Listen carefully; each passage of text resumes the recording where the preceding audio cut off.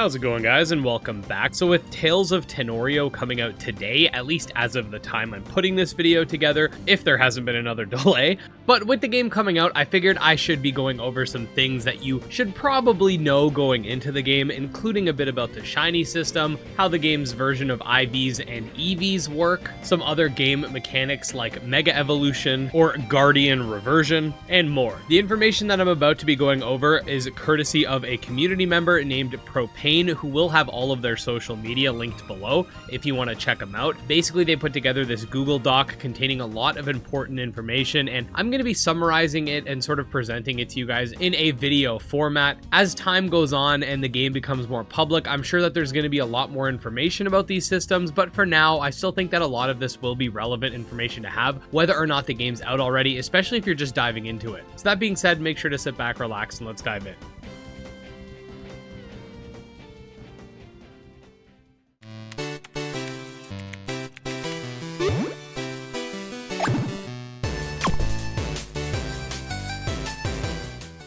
Okay, so like I said, I will leave all relevant social media and the Google Doc itself linked below, as we are going to focus in on some key pieces of information that I think are relevant for the sake of this video. Okay, so our first point is going to be regarding the IV and EV system present within the game, which has to do with the Tanorian themselves. Tanorian are the game's main creature, and each one of these consists of various stats that make them unique, but beyond that, each stat does have an IV and EV value, dubbed unique stat and trained stat respectively. Unique stats range from 0 to 30 and are innate to the Tanorian in question, just like IVs but without the 31, and trained stats max out at 500 for a Tanorian and can be allocated up to 200 per stat, making for a bit more of a user-friendly version of the similar system from Pokemon. Just like in Pokemon, the trained stats are granted by defeating certain Tanorian, with each giving different values based on their own stat. This shouldn't be too crazy if you've dabbled in competitive Pokemon battling, but I figured the difference in value was worth mentioning. For number 2, we also have the shiny system, which yes, this game does have its own version of shinies,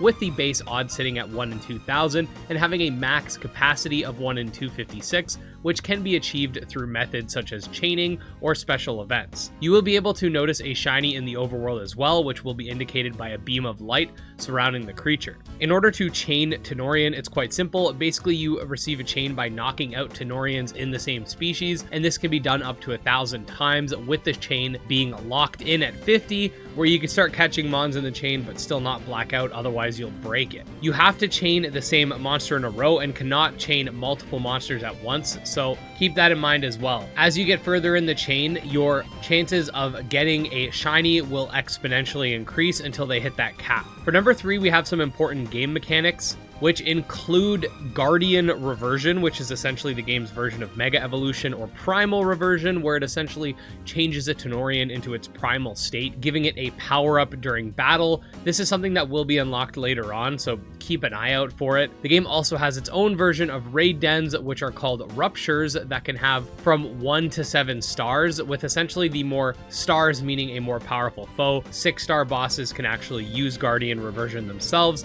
and 7-star bosses tend to be custom event monsters with a specific challenge in mind. For our fourth point today, let's talk about player level. Just like Lumion Legacy, Tales of Tanorio will have its own trainer or player level, allowing for you to essentially level up yourself by playing the game. At launch, these player levels won't have any sort of special connotation, but as you level up, rewards will be made available through trainer levels, like unlocking certain Tanorian, unlocking in-game missions, new items, and more. Keeping an eye on what will increase your trainer level will be important, and some of which includes catching shiny Tanorian, completing missions, winning raids, and more. Now finally, for number 5, let's touch on missions, which consist of 3 major categories, being daily, weekly, and global, and will come with their own rewards respectively. The first 2 are based on the player completing them solo, whilst global missions are things that need to be completed by the community. Missions are further broken down into difficulties, starting with simple, then standard, then master, then ultimate. Higher level missions will bring forth higher rewards, and lower level missions will bring forth lesser rewards. But yeah, there you go, guys. Those are 5 things that I think you need to know going into Tales of Tanorio, so you get a better idea of what to expect and focus on when the game launches later today, or if the game's already out but you haven't played it yet. Now, I also want you guys to keep in mind, I do plan on diving into a lot of these systems within their own dedicated videos once I have access to the game. For example, I'm going to be doing a lot more research into the shiny system and the missions and stuff like that, and doing breakdowns for them, so make sure you're subscribed to the channel if you're not already, if you want more information on these mechanics. I can only do so much prior to launch. Other than that, guys, thank you so much for watching, and I just wanted to quickly say special thanks to my patrons and supporters, especially Jim Hamilton, Dro Ghost, Candy Marunci, Tragsoft, and Nemo, and I'll see you next time. Peace.